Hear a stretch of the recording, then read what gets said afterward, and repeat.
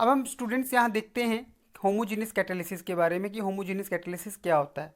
When the catalyst and the reaction in the same phase is known as the homogeneous catalysis.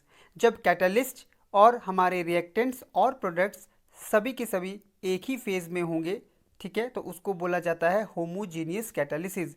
ठीक है बेटा, मतलब कि यहाँ पे रिएक्टेंट्स की जो स्टेट है वो भी एक है, प्रोडक्ट्स की स्टेट भी एक है, और जो कैटलिस्ट हम यूज़ कर रहे हैं उसकी स्टेट भी हमारे पास एक है। तो इस प्रकार के कैटालिसिस या रिएक्शंस को हम लोग बोलते हैं होमोजीनियस कैटालिसिस। एग्जांपल देखिए, SO2 plus O2 plus NO, यहाँ से मिल रहा है हम लोगों को 2SO3 प्लस NO। ठीक है बेटा, यहाँ पे हमारे पास जो NO है वो कैटलिस्ट का वर्क कर रहा है, कैटलिस्ट का काम कर रहा है, वो कैटलिस्ट भी हमारा गैशियस फेज में है।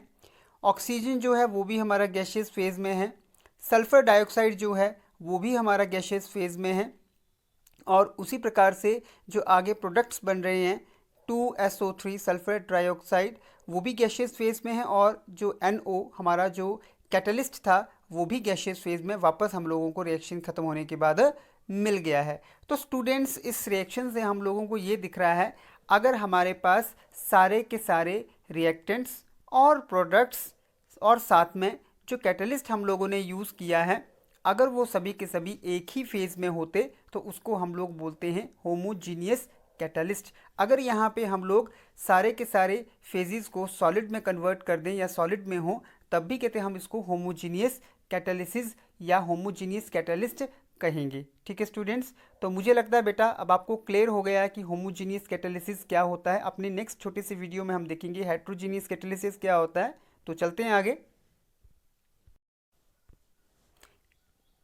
अपने इस वीडियो में हम लोग देखेंगे कि हेट्रोजीनियस कैटालिस्ट क्या है और हेट्रोजीनियस कैटालिसिस किसको बोलते हैं। सबसे पहले स्टूडेंट एक रिएक्शन हम लोग लेते हैं CH2 प्लस H2, ऊपर पलेडियम जो है वो हमारा कैटलिस्ट है और C2H6 हमारा यहाँ बन रहा है। डेफिनेशन देखते हैं, the catalysis in which the catalyst and the reactants are present in the different phases.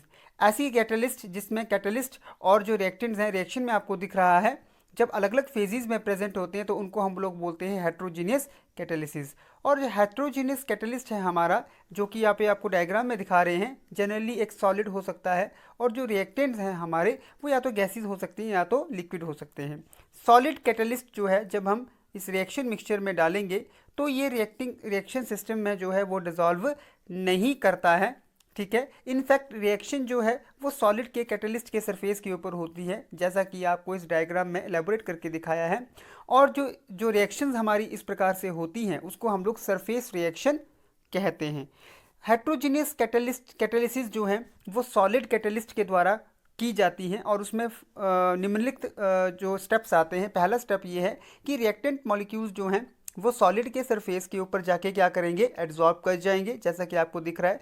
दूसरा स्टेप क्या होता है, सॉलिड जो है वो एक सरफेस एरिया, एक जगह प्रोवाइड करता है रिएक्टेंट्स को ताकि वो एड्जॉर्ब हो जाएं, देखा कि आपको दिखाई दे रहा है डायग्राम में, देखते चलिए।